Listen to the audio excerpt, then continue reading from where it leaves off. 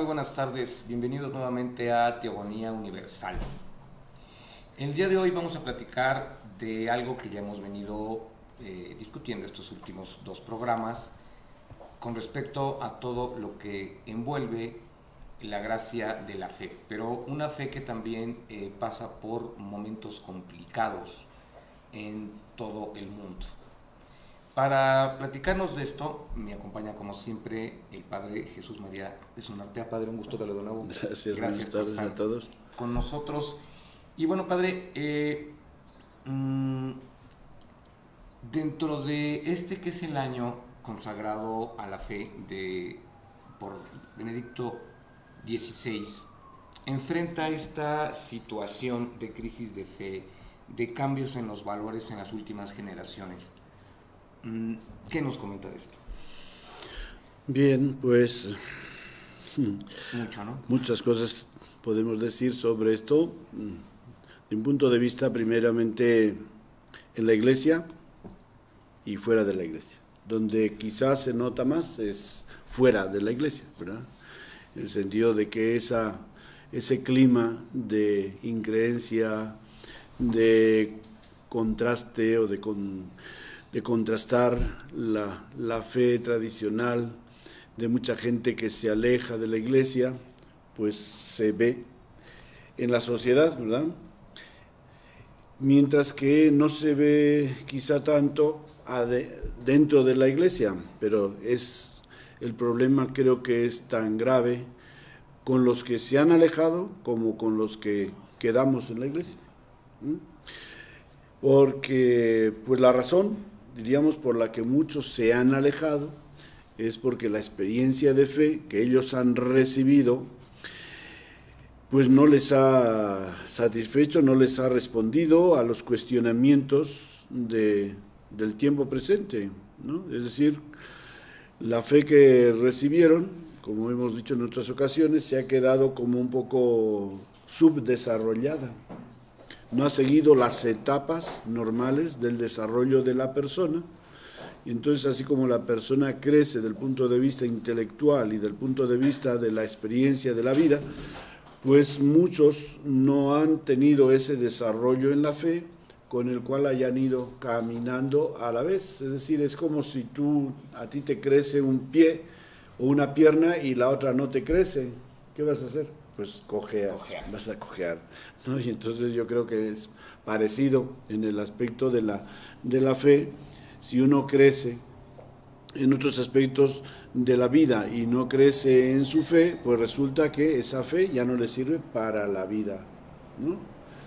Si tú creces en el aspecto intelectual y no creces en el aspecto afectivo, pues ¿qué pasa? Es un cerebrón, pero nada más, o un cabezón, ¿verdad? Si te falta el corazón, pues obviamente que es uno de los problemas que se observan en todos estos fenómenos que ha habido en Europa en el siglo XX, de guerras y la ciencia que ha progresado tanto, etcétera, pero que como en el progreso, diríamos, de los países, ¿no? Que se considera más el progreso económico que el progreso humano de las personas, ¿no? Y entonces dicen, no, pues estos progresos, si vamos a inventar una máquina, un robot que resuelva X problemas, ¿y qué pasa con la gente que tiene necesidad de trabajo? Pues los desplaza, ¿no? Entonces, la gente que tiene esos medios, pues progresa mucho, pero el trabajador o la persona que depende de esa clase de trabajo, de esa industria del trabajo, pues se queda en la calle, ¿no?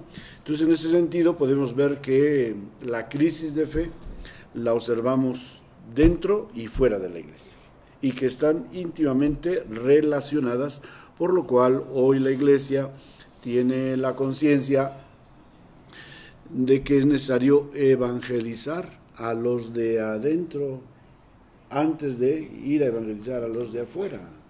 Y pues, como sabes, el sínodo que tuvimos en octubre en Roma fue sobre la nueva evangelización, cómo evangelizar al hombre de hoy, a la sociedad de hoy, que no es un pues no vive en ese paganismo tradicional de quien no cree, no conoce a Dios o al Dios de Jesucristo, sino que es una sociedad que ha tenido esa experiencia de ser creyente y se ha apartado.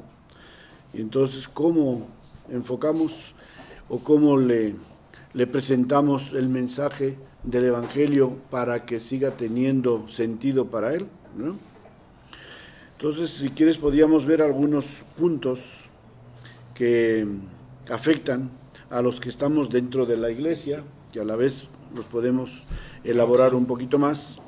Por ejemplo, hemos heredado una fe tradicional, así llamada, una fe tradicional que tenía mucho de superficial. ¿Por qué? Porque el acento se había puesto en el credo, en el contenido de la fe, ¿verdad? En lo que debíamos de creer, ¿no? Entonces, si no ponemos el acento en quien creemos, en la experiencia personal de fe, en que la fe es una experiencia de un encuentro personal con Dios, para empezar, y luego, en nuestro caso, con Jesucristo, pues ¿qué pasa? Que cuando esos contenidos doctrinales los aceptaste porque eras niño y lo tenías que creer sin entenderlos, así es. Y luego de mayor, pues eso no te sirve prácticamente para nada, porque no los entendiste y no los puedes aplicar a la vida, pues es normal que de ahí venga el que mucha gente se haya alejado, ¿no? Esa fe que habían recibido, ese cúmulo de verdades que habían recibido, pues no les servían para la vida. De hecho, pues nos dice, San Juan nos dice claramente, y los evangelios, San Juan está particularmente enfocado a la persona de Jesucristo, ¿verdad?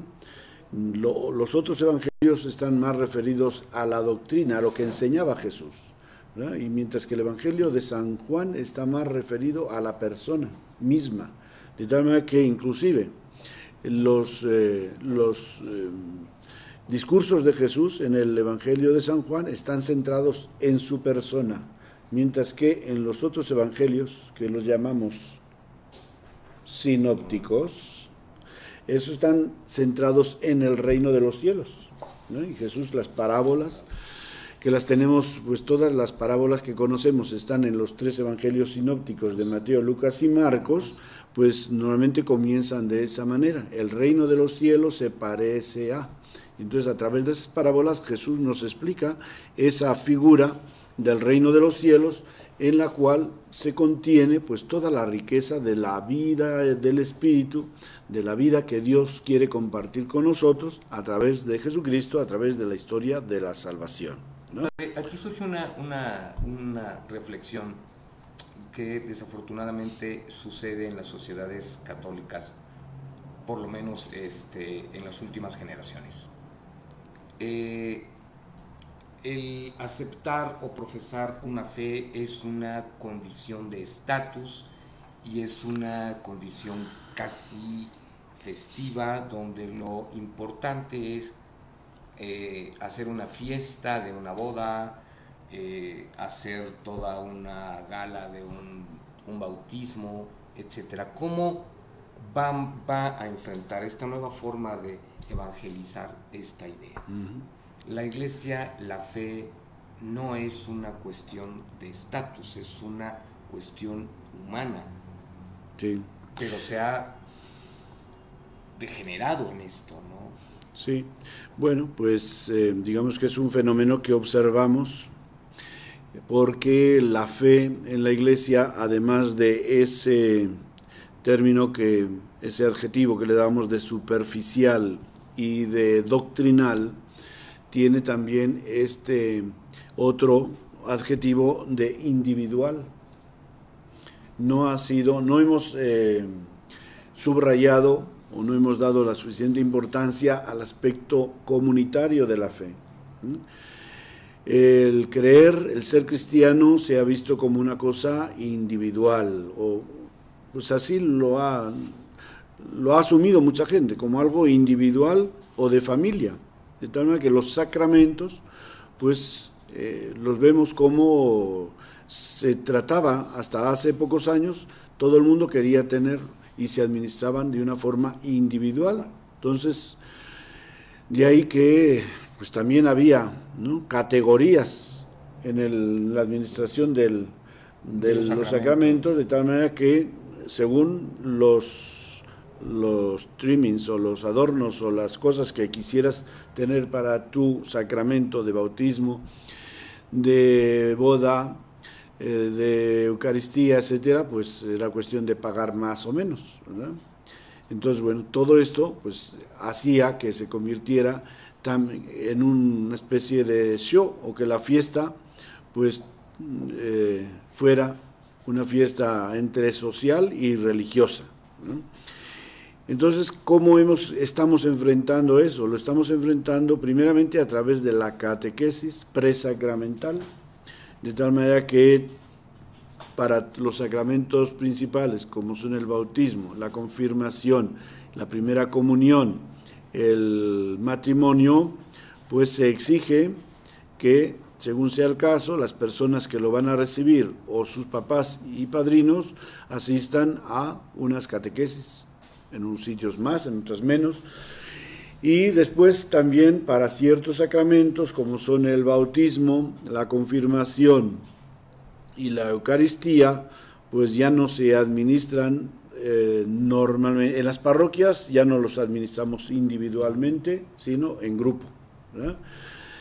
Claro, ya después dependerá de que la familia quiera hacer más fiesta o menos fiesta, ¿verdad? Pero inculcamos, de hecho, también en algunos sitios se ha quitado eso del uniforme o del traje para recibir la primera comunión. Solamente se exige pues que los niños vayan en plan de fiesta, pero sin exigir un traje particular. Entonces, pero es difícil, la gente está muy acostumbrada a eso, ¿verdad? Y luego con el problema de los padrinos, que también pues en un país donde los compadres pues tienen tanta fuerza social, ¿qué pasa? Que los padrinos de bautismo pues son los que se encargan de alguna manera de pagar la fiesta o de seguir al niño y atender a los gastos que vaya a tener, ¿verdad? De tal manera que en ese sentido, pues, el hecho de ser compadres no es precisamente lo importante, no es ser el padrino del niño para seguir un poco al tanto de cómo va creciendo en la fe, sino más es esa relación que se establece y que se aprovecha también, pues, socialmente, para hacerse compadre de fulano o mengano. Los compadrazgos, ¿no? Sí, los famosos. Ese es un punto pues que tiene muchas consecuencias sociales y que desvirtúa obviamente el sentido verdadero, original, genuino del sacramento y de ser padrinos del niño o de la persona que recibe ese sacramento, igual que en las bodas, ¿no? Entonces, pues hay mucho que hacer en ese campo, porque la gente pues todavía no le cae el 20 sobre la importancia que tiene o lo importante que es el celebrar los sacramentos como comunidad. Igual que cuando vamos a misa y tú vas a la iglesia y que buscas un lugar que esté cerca de otro o te sientas en la banca donde no hay nadie. Normalmente todo el mundo va a la vacía. A la vacía. Entonces quiere decir que no hay sentido de comunidad. No tenemos ese sentido. Entonces estamos perdiendo de vista algo fundamentalísimo dentro de nuestra vida cristiana, porque son 3 Cs las que nos caracterizan a nosotros en nuestra vida de cristianos. La primera es ser creyente, la segunda es ser cristiano y la tercera es ser católico. Muchos se quedan con la primera, con ser creyentes, y dicen, no, yo no necesito ir a la iglesia, yo creo, yo rezo a Dios, bueno, alguna vez voy a la iglesia porque me invitan a una fiesta, etcétera. Entonces ellos se quedan en ser creyentes, simplemente tienen una relación con Dios, no hay dimensión comunitaria. El cristiano pues ya tiene una dimensión que puede ser que la haya entendido bien o mal, que es además de ser cristiano, es creyente de acuerdo con la doctrina de Jesús, es creyente en Jesús, que para nosotros es el Hijo de Dios, nuestro Señor y nuestro Salvador, y la relación con Dios nos viene a través de Jesucristo y la vivimos a través de Jesucristo, como Él mismo lo dice, nadie va al Padre si no es por mí, y nadie puede venir a mí si el Padre no lo atrae, ¿verdad? Entonces, estas personas cristianas, si verdaderamente entendieran lo que Jesucristo nos ha enseñado, pues obviamente que estaría esta dimensión también comunitaria. Pero, pues para que esa dimensión comunitaria encuentre su verdadera realización, hace falta este tercer elemento, que es ser católico. Católico en el sentido de que nosotros, al ser católicos, formamos parte de una iglesia.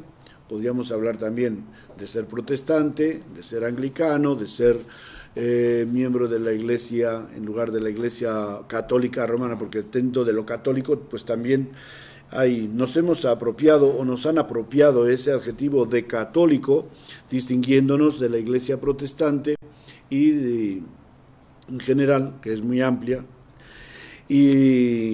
pero también los ortodoxos son católicos, solamente que con ellos nos distinguimos, que en lugar de ser ellos miembros de la iglesia ortodoxa, nosotros somos de la iglesia romana, ¿verdad?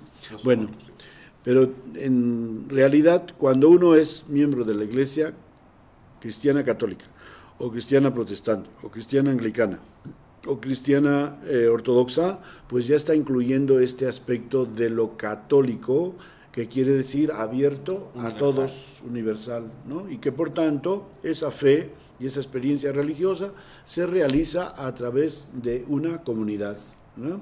Entonces, si no entendemos esto, pues, ¿qué pasa? Ahora, padre, desde luego las generaciones, la forma de comportamiento, la forma de expresión va cambiando, esto es innegable, y no ha cambiado o cambia muy poco la forma de acercarse a ellos por parte de la iglesia. Esto también es un trabajo muy fuerte, muy grande, o todo un reto pues, que tiene la iglesia en los próximos años. Uh-huh. ¿Cómo va a enfrentar a personas que simplemente se expresan distinto?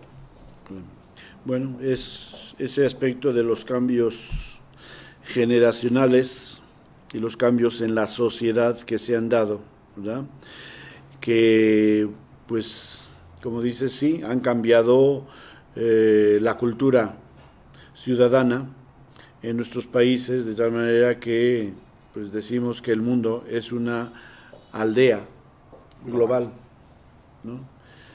Y, pues, resulta que los jóvenes de México y los jóvenes de Japón pues ya tienen muchos rasgos en común, de tal manera que se está creando y este es un peligro grave para los sociólogos, ¿verdad? Que según en la visión de los sociólogos es un peligro grave el hecho de que si estamos creando una especie de cultura mundial, global, pero eso repercute en que se va perdiendo la cultura propia, autóctona, del lugar donde nosotros hemos nacido o donde vivimos.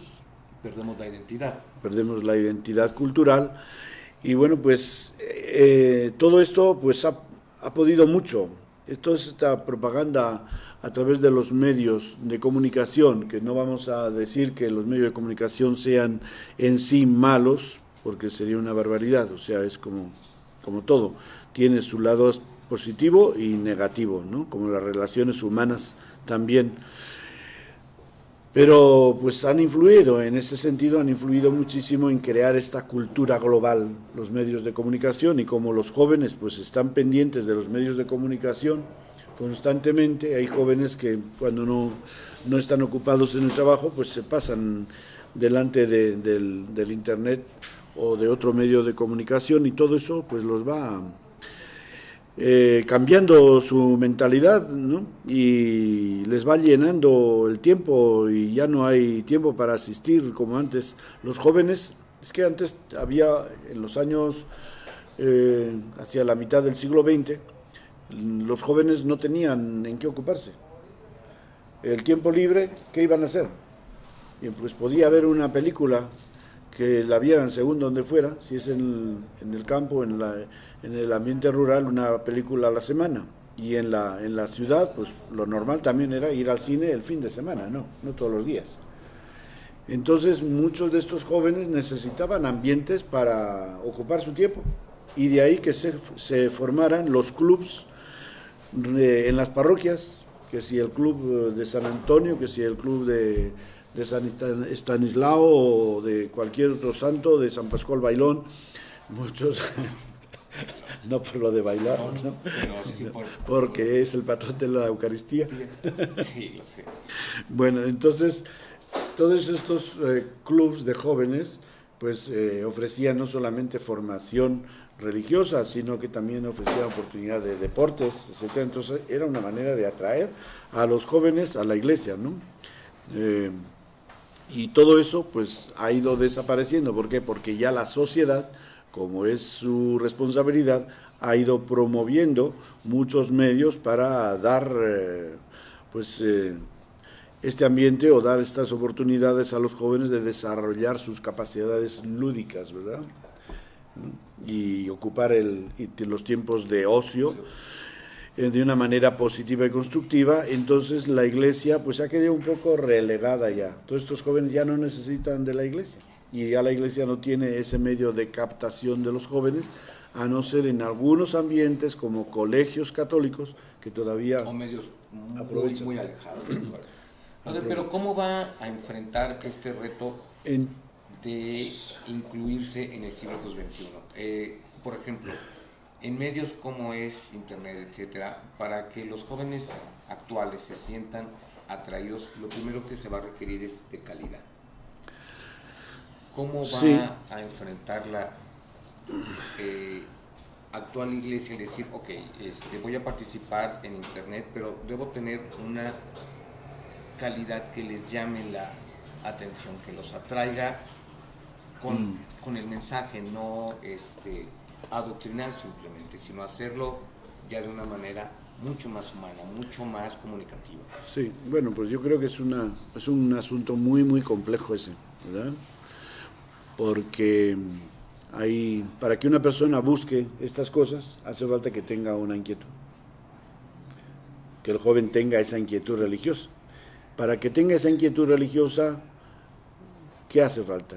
Yo estoy pensando en dos cosas. Una es que haya crecido en una familia donde se le hayan cultivado los valores espirituales, y otra en la que haya ido apartándose, sumiéndose en una realidad en la cual haya tocado fondo y haya visto que todo lo que él ha buscado por otros lados no llena su corazón, y que entonces pueda volver la vista a una institución religiosa, ¿verdad? Y claro, para eso, pues sí, tenemos que aprovechar los medios de comunicación, ciertamente, como dé lugar. Y, pues como dices, bueno, pues la iglesia primeramente necesita tener esos medios a su disposición y luego tener gente preparada que lo pueda realizar, ¿no? Que dependerá tanto de las personas que están ahí disponibles y sean capaces para hacer un buen servicio, o también de que los medios sean aptos para atraer la atención. Por ejemplo, pues en la diócesis de México se organizan actividades para los jóvenes. Mañana, precisamente, y sirva de invitación, tenemos la peregrinación a la Basílica de Guadalupe de parte de la diócesis de México, de toda lo que es la ciudad propiamente de México, con las 8 vicarías que tenemos, y entonces pues se está promoviendo, invitando a los jóvenes para que participen, ¿verdad? Pero pues por eso mismo pues no es una cosa que, bueno, pues invitemos a los jóvenes, pero ¿qué gancho tenemos para que la gente vaya? Exacto. Decirles nomás que vayan a la peregrinación, pues lo normal es que digan, ¿a qué voy? ¿No? Si pura gente grande, ya ha estado muchas veces en la basílica. Y nos ven como viejitos, ¿no? Entonces hace falta realmente que que haya un programa bien organizado y que cuando le dices a los jóvenes vamos a tal sitio o vamos a hacer esta actividad, pues haya, que es lo que hoy día se estila mucho, pues a ver cuál es la agenda y cuáles son las actividades en las cuales ellos pueden sentirse comprometidos o puedan participar activamente. Esto incluye expresiones culturales como la música, la expresión poética, una serie de factores que a la gente joven sí le puede llamar. Claro. Hay que atraerlos primero y pues sí, atraerlos con aquello que les gusta y que están acostumbrados.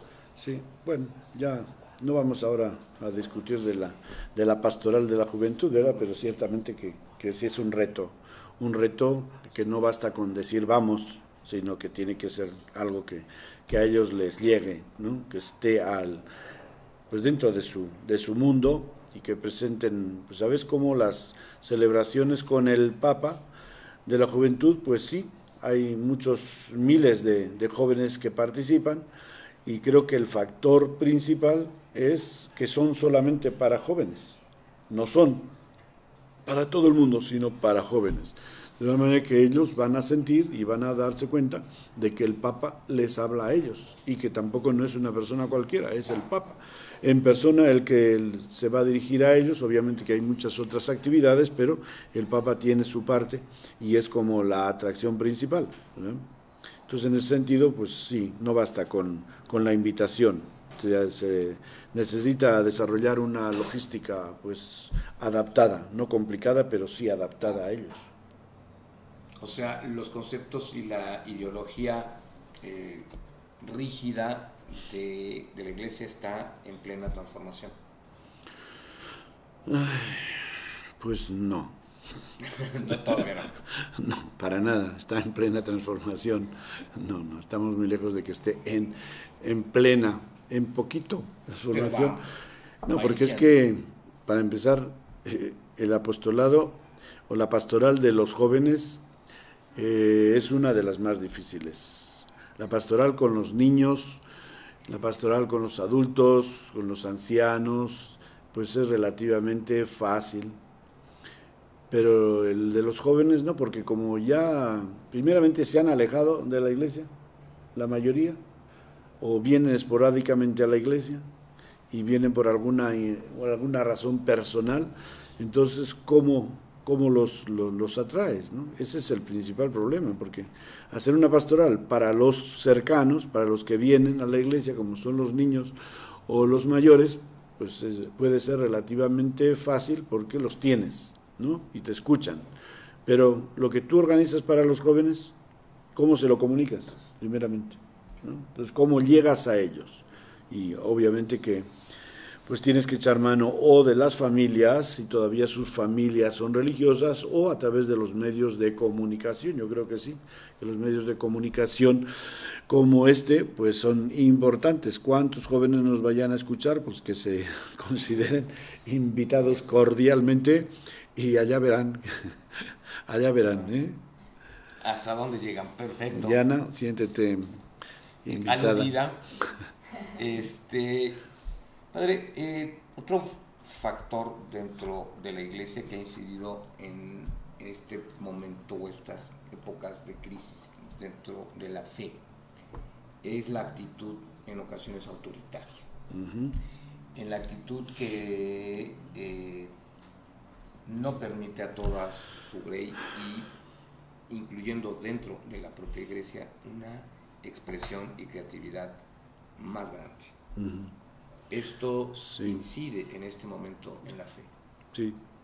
Sí, digamos que la Iglesia tiene una organización jerárquica, es decir, no es una democracia, sino que es más como un estilo monárquico.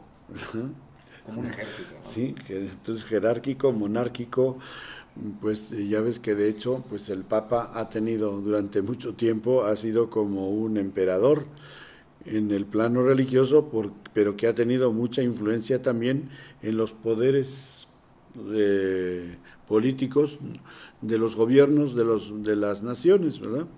Y entonces, bueno, pues eso sumado a que la gran masa de los cristianos no han tenido una buena formación para poder participar activamente, opinar sobre los asuntos de la Iglesia, pues ha hecho que sí se haya dado un gobierno no solamente jerárquico, sino también autoritario, ¿verdad? Donde a los fieles les toca oír misa, para empezar, oír misa. Esa era. Sí. ¿Vas a misa a qué? A escuchar. A oír, y ya. Entonces esa expresión ya es horrible, ¿no? Porque Plántate aquí, ¿no? tú oye y basta, y ya con eso ya cumpliste tu obligación de la misa dominical, pues es una caricatura de la fe y de lo más sagrado que tenemos en la Iglesia, que es la Eucaristía. Si uno simplemente va a oír, pero bueno, pues como hasta hace pocos años la misa y los sacramentos se celebraban en latín, ¿qué iba a hacer el pobre laico? Más que oír, ¿verdad? Y eso con mucha suerte, porque bueno, pues escuchar en latín, pues qué padre, pero no entiendo nada, ¿no? No, pues por eso que no entendía nada. Entonces este autoritarismo pues, es realmente lamentable, ¿sí? Lamentable porque pues ha sido, diríamos, hemos caído en algo que Jesucristo nos llamó la atención, que dijo: los jefes de las naciones gobiernan dominando a sus súbditos, pero no ha de ser así entre ustedes, porque entre ustedes ya me han visto a mí, yo soy el Maestro y el Señor, y le acabo de lavarles los pies. ¿Para qué lo he hecho? Para que ustedes aprendan, para darles ejemplo y sepan cómo se han de tratar, de tal manera que el mayor entre ustedes sea el menor.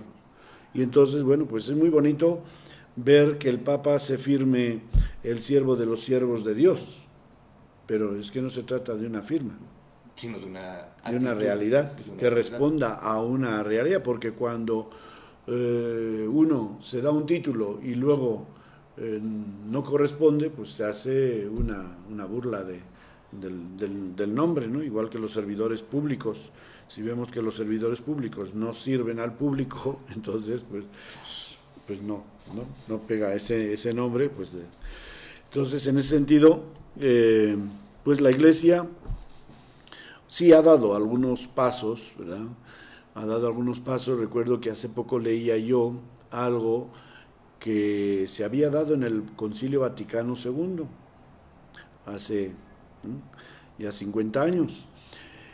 Y es que un grupo de obispos que participaron en el Concilio Vaticano II, un grupo, pues emitieron un comunicado a través del cual ellos manifestaban su voluntad de renunciar a los títulos y a todo lo que les pusiera de relieve su dignidad externa, ¿no? Sean pues los ornamentos, anillos, los títulos de excelencia, de monseñor, etcétera, de tal manera que vivieran una vida pues asequible, sencilla, que los laicos o los fieles los pudieran ver realmente como padres, no como señores o monseñores, ¿verdad? Entonces, bueno, pues fue una intuición muy bonita que no hemos visto que haya tenido grandes consecuencias en la mayoría de la jerarquía. Sí ha habido algunos obispos que mantienen esa actitud.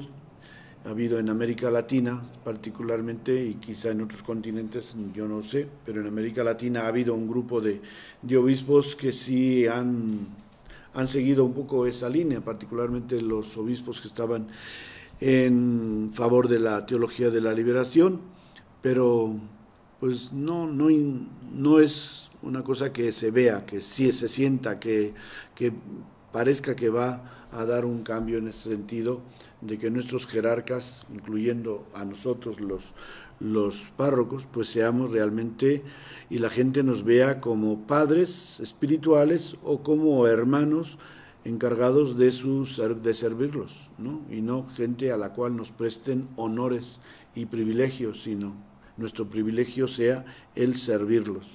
Cambiar los privilegios por la responsabilidad. Sí.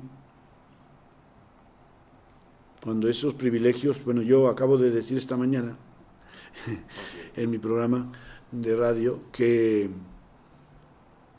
hay responsabilidades que las podemos tomar como privilegios, ¿verdad?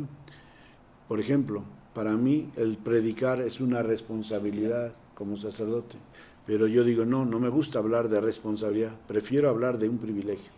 Para mí es un privilegio el poder predicar el Evangelio. Claro, en el sentido que tú lo dices, pues sí. O sea, si lo vemos como un privilegio que te distingue y que te aparta de la comunidad, entonces pues sería mejor hablar de responsabilidades para hacer ver precisamente que tú eres servidor. San Agustín tiene una frase famosa en la cual decía, para ustedes soy el obispo y con ustedes soy un cristiano.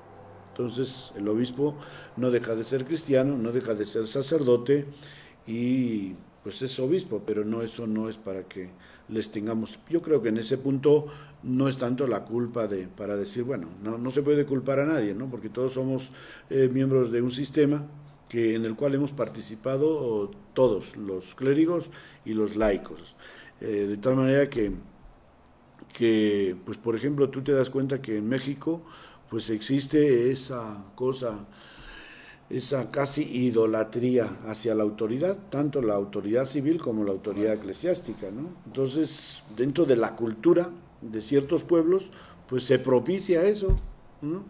Y se les quiere distinguir y se les quiere homenajear y hacer tantas cosas para que se sientan halagados y se sientan queridos, etcétera. Entonces, en ese sentido, pues también hace falta pues hacer una catequesis que cale profundamente en la comunidad para que veamos pues que la jerarquía dentro de la Iglesia es una oportunidad para el servicio.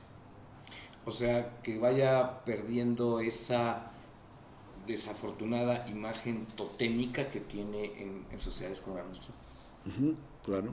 Que los convierta en el ser humano que les da y les proporciona un gran servicio que es el espiritual. Eso es un reto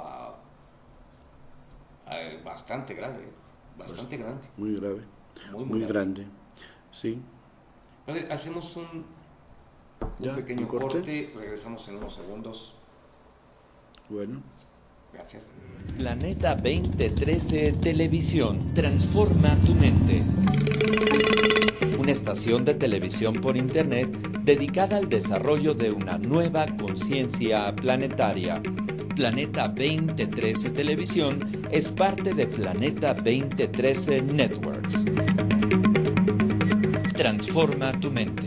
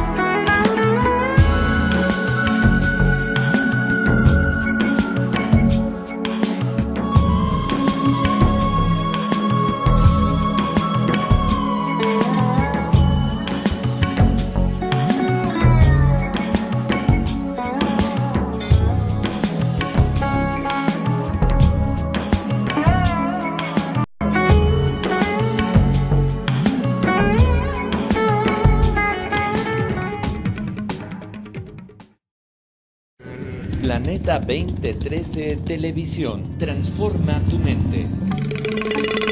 Una estación de televisión por internet dedicada al desarrollo de una nueva conciencia planetaria. Planeta 2013 Televisión es parte de Planeta 2013 Networks. Transforma tu mente.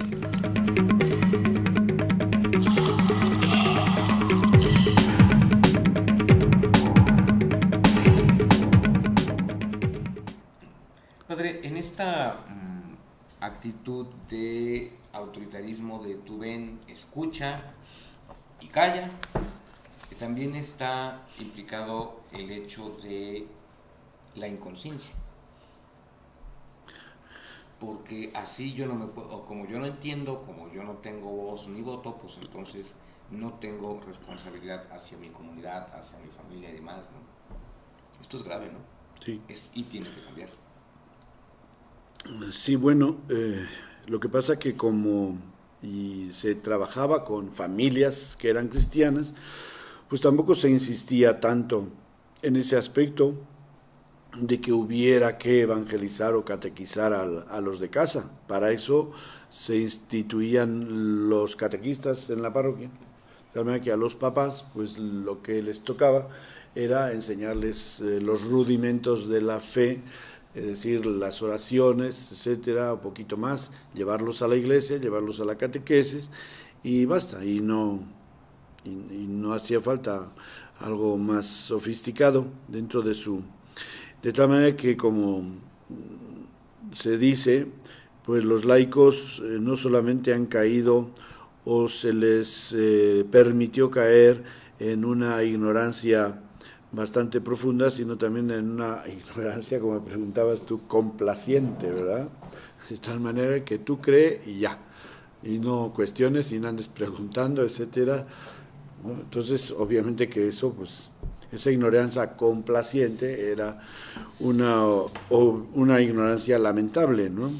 De que, pues, le estamos asegurando la salvación, por así decirlo. Claro, son ideas, son actitudes, formas de ver un cristianismo, pues, fundamentalista, ¿verdad? De gente fanática que simplemente creía sin saber lo que creían o cuál era el sentido. No sé si alguna vez te he contado el chiste de un moribundo que el padre, cuando lo fue a asistir, le preguntó a ver si creía todo lo que enseña la Santa Madre Iglesia. Él dijo, sí, pero tengo un problema, es con el misterio de la Santísima Trinidad. ¿Cómo es eso de que el Padre es Dios, el Hijo es Dios, el Espíritu Santo es Dios y solamente hay un Dios? Pues sí, cada uno es Dios, tiene que haber tres. No, hijo, es un Dios y son tres personas diferentes, pero solo un Dios. Y así lo manda la Santa Madre Iglesia, así que mira, no te compliques la vida y ahora mismo, menos que estás muriéndote, tú cree lo que la Madre Iglesia te enseña y se acabó. Vale, pues, padrecito, yo lo creo, pero ya verá usted cómo no es verdad. Sí. Cuando vayamos al cielo, ¿qué quiso decir? Ya verá cómo no es verdad. Que allá nos vemos. Entonces, era una fe que se aceptaba así, pues porque tienes que creer y se acabó, ¿no?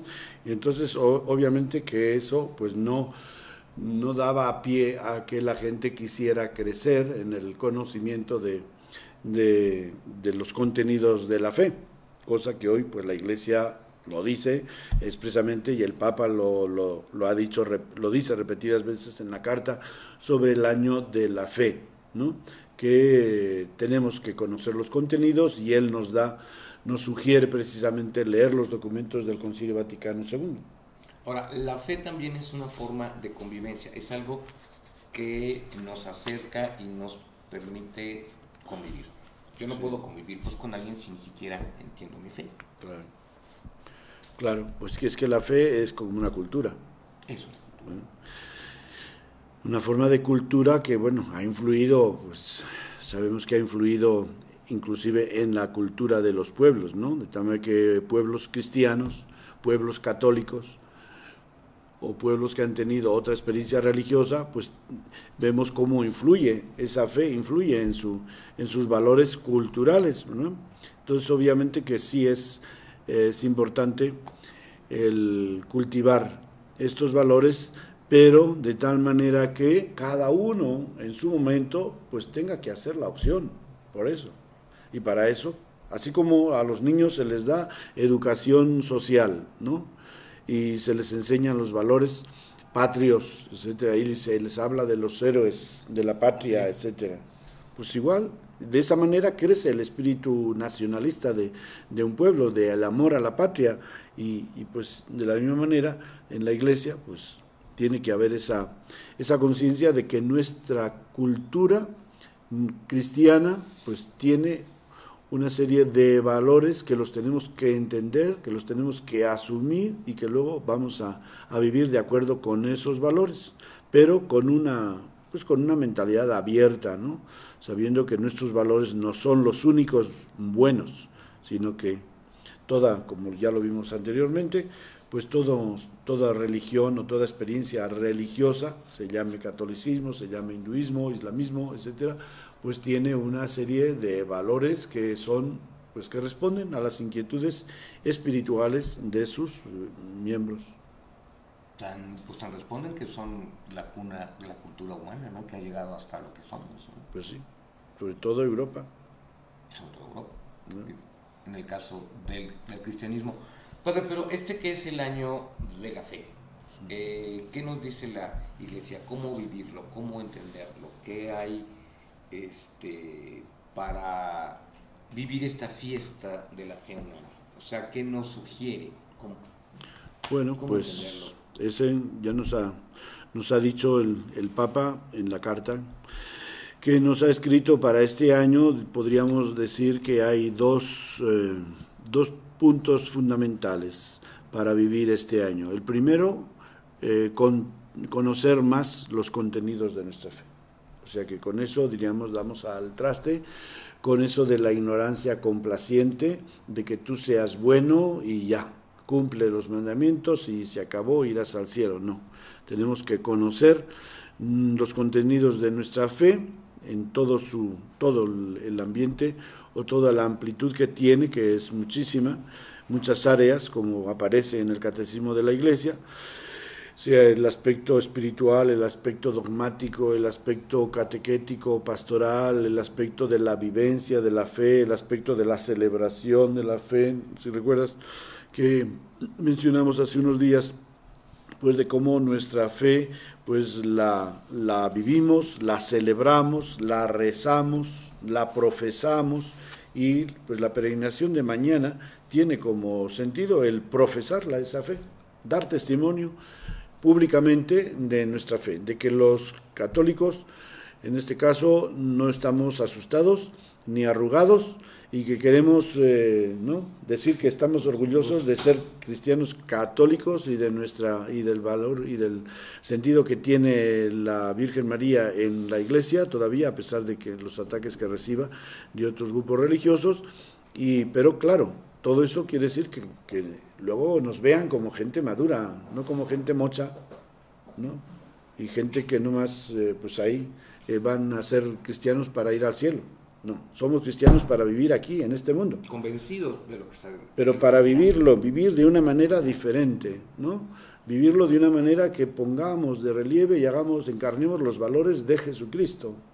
Porque Jesucristo es el hombre más admirado del mundo, ¿no? Y entonces, si nosotros nos decimos discípulos de Jesucristo, pues nos tendrían que admirar como a Jesucristo. Entonces es una barbaridad, es una preocupación, ¿verdad?, que haya tanta gente que le tiene manía a los cristianos, a los católicos, ¿verdad? Y que nos pongan tantos cortapisas, ¿no?, a la hora de profesar nuestra fe en ciertos lugares, ciudades y países, ¿no? Entonces, quiere decir que no damos esa imagen atractiva, bonita, atrayente, ¿no? Entonces, este es el primer punto, que tengamos un buen conocimiento de nuestra fe y que sea una forma de liberación interior que nos haga gente pues responsable en todo, tanto en lo religioso como en lo social, como en lo cívico. Y en segundo lugar, pues que seamos testigos, que nos renovemos para ser testigos, ¿no?, de nuestra fe, de una manera que realmente pues diga algo al mundo en que estamos viviendo, ¿no? Entonces, diríamos que son las dos tareas que el Papa nos encomienda, de tal manera que demos un testimonio. ¿Te acuerdas del otro día te dije? Testimonio alegre de nuestra fe, testigos alegres de nuestra fe, imagínate, ¿eh? ¿Con quién no querría estar con ellos? Testigos alegres, claro, de la fe, de lo que tú crees, alegres, y no fanáticos de, ¿y tú qué? ¿Y vas a misa los domingos? o haces esto, pues mira que a ver si no te castiga Dios, etcétera, no sé en dónde, ¿no? Y pues es que eres, quién sabe qué adjetivos te vaya a dar Dios si no estás, no, yo soy feliz con lo mío y yo te comparto, y si te parece bien, bien, y si no, pues ahí, tú con tu rollo, ¿verdad? Bueno. Pero, es decir, que la Iglesia tiene la responsabilidad de anunciar, de comunicar, y basta, y nada de, ni menos amenazar a nadie, con nada, con ninguna pena, ni en este mundo, ni en el otro, ¿verdad? Y en ese sentido, pues claro está que la Iglesia tiene mucho que mejorar, porque pues se han seguido métodos, pues, diríamos que no eran ni siquiera humanos en ese afán de querer la salvación eterna de los demás. Esta actitud de profesar una fe de esta forma implicará también el hecho de que se tratará de personas, o se trata de personas que están mostrando una alternativa a mejorar el mundo en las condiciones en las que está.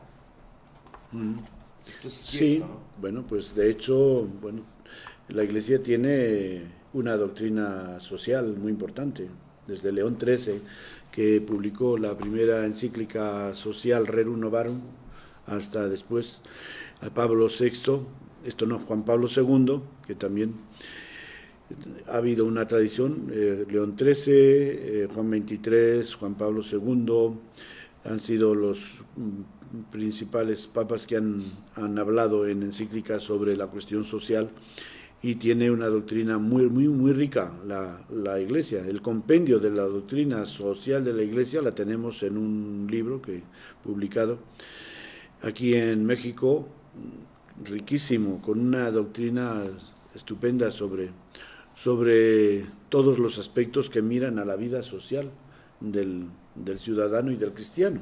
Entonces, la Iglesia no ha sido nunca ajena a todos estos problemas. Ciertamente que quizá las bases han dado una idea, pues un poco pobre, ¿no?, de cómo es la Iglesia católica, pero a nivel de doctrina y a nivel de jerarquía, pues hemos tenido grandes sabios que nos han dejado una doctrina riquísima y que ha sido considerada pues por los gobiernos, o sea, no es que sea una doctrina que vaya en contra de la doctrina o de las ciencias sociales de la humanidad, sino que van muy de la mano con la ética social de cualquier gobierno, y pues sabemos que muchos jefes de gobierno pues también han leído y han tenido muy en cuenta estos documentos que han salido de la autoridad jerárquica de la Iglesia, de los papas, ¿verdad?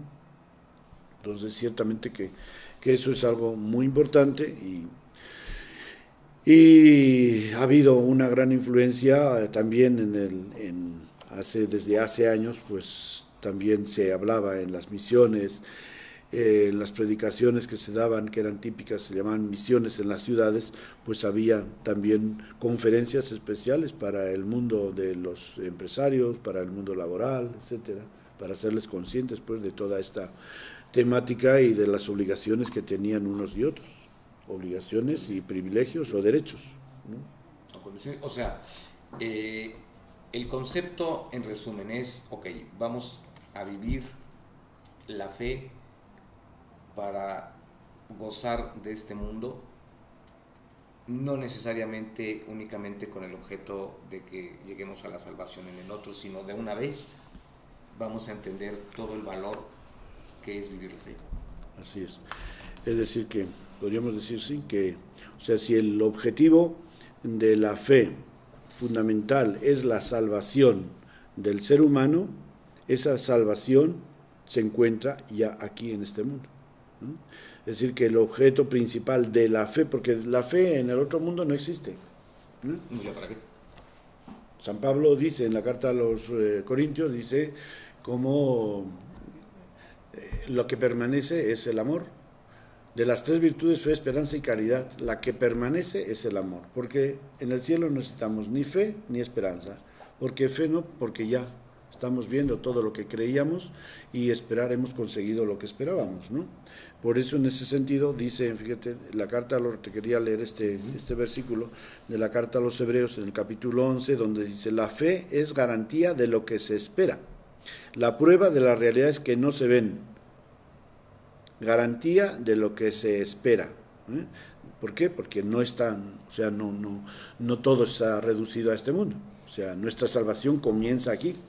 Nos entrenamos en ser personas salvadas, es decir, salvadas de nuestras pasiones, de nuestro egoísmo, de toda esa vulnerabilidad del ser humano, que Dios lo creó a su imagen y semejanza, pero vemos que está infectado por el pecado. Entonces esta fe nos salva en cierta medida, en la medida en que uno crea, ¿verdad? Porque pues tu fe te ha salvado. Cuando dice Jesús, todo es posible para el que tiene fe, pues está diciendo que hay una capacidad de desarrollo de esa fe, y que en la medida en que tú creas, pues tú puedes hacer lo que crees, porque todo es posible para el que tiene fe, ¿verdad? Entonces, para poder amar al enemigo, al que te amenaza, al que no te ve bien, al que te tiene coraje, etcétera, al que te ha hecho algún mal, ¿es posible ese amor? Muy, muy difícil en el hombre actual. En el hombre humano es imposible, pero todo es posible para el que tiene fe. Es que esa fe te da la fuerza del Espíritu de Jesús, de tal manera que tú puedas. Y así como Jesús muere diciendo: Padre, perdónalos a los que me han crucificado, y los excusa porque no saben lo que hacen, eso mismo lo puede hacer un cristiano. Y por eso, pues precisamente la fiesta de San Esteban, en el martirio de San Esteban, que es el primer mártir cristiano, nos cuentan los Hechos de los Apóstoles que él muere con las mismas palabras de Jesús, diciéndole a Dios: Padre, perdónalos a estos que me están apedreando. Entre ellos estaba Saulo, San Pablo. Entonces es garantía, o sea, con la fe tenemos la seguridad de que vamos a conseguir eso, y la garantía es que ya lo estamos viviendo. Es decir, que la fe, si a mí la fe me da felicidad, si el ser creyente me hace feliz, pues se me hace fácil creer que en el cielo voy a ser feliz, más feliz, ¿verdad? O la prueba de las realidades que no se ven. Esta fe me da a mí la prueba de las realidades que no se ven con los ojos del cuerpo. Es decir, si Jesús nos dice: yo les doy la paz, yo les doy mi espíritu, ¿verdad? Y eso yo lo experimento, porque vivo feliz, porque tengo paz interior, porque cuando estoy en paz con Dios y estoy en paz con los hermanos, y esa paz la recibo yo de la capacidad espiritual de mi fe, pues entonces tengo una felicidad interior, ¿no? Y entonces eso es la prueba de esas realidades que no se ven, pero que yo las experimento, ¿no?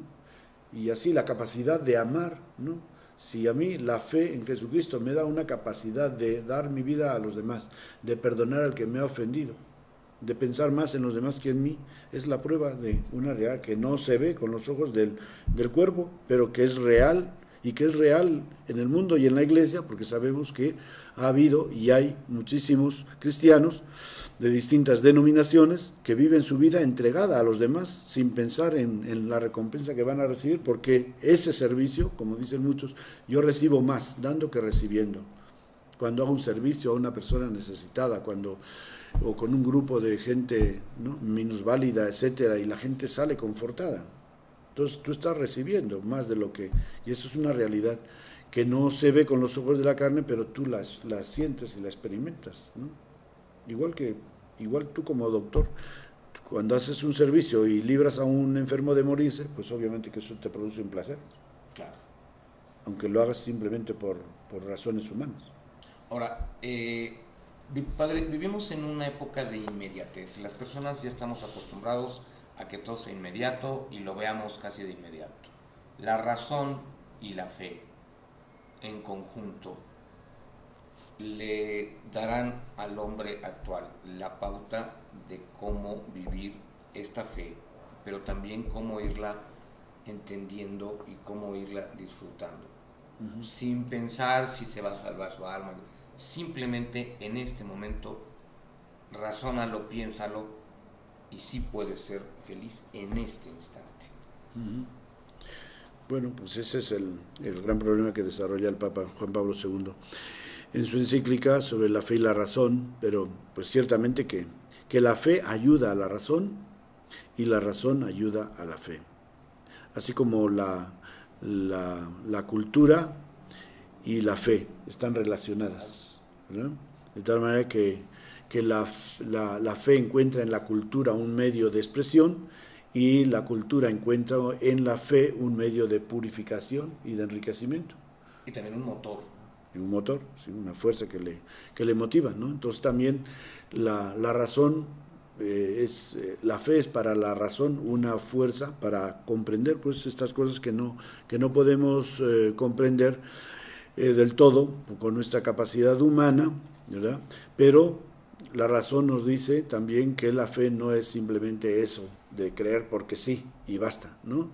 Sino que precisamente esa es la función de la teología dogmática, el poder dar razones de la fe, de lo que creemos, y hacer una experiencia de fe pues más razonable, más asequible y más complaciente pues para el ser humano, porque no somos todavía ángeles que simplemente vivamos en la visión de Dios. Y yo creo, como ya nos queda poco tiempo, ¿cuánto nos queda ya? Poquito, acabamos en un minuto un poemita sobre la fe. Gracias. Oh fe, tú eres la puerta, oh fe, tú eres el don, oh fe, tú eres el guía, llévanos a la comunión. La comunión con el Padre, la comunión con el Hijo, comunión con el Espíritu, misterio de comunión. Nos fuiste tú infundida desde el día del bautismo y entrando ya en la iglesia, nos habitaste tú mismo. Me guías por el camino que nos conduce a la vida y me enseñas la verdad que ya a tu amor me convida. De camino por la vida me encontré con la virtud de la fe que poco a poco me condujo hasta la luz. En la luz estaba Cristo y en Cristo estaba el amor y junto al amor el Espíritu que me inundó de fulgor, que es amor en comunión, que es la vida en el amor, que es gozo y es emoción, que es entusiasmo y es unción. Bien, padre, muchas gracias. ¿Ya? Con ese broche. Padre, este tema tiene para largo, pero todavía muy largo. Entonces, los esperamos dentro de una semana. Muchísimas gracias por su atención. Muchas gracias, padre, por estar con nosotros. Igualmente. Y nos vemos en una semana. Muchas gracias.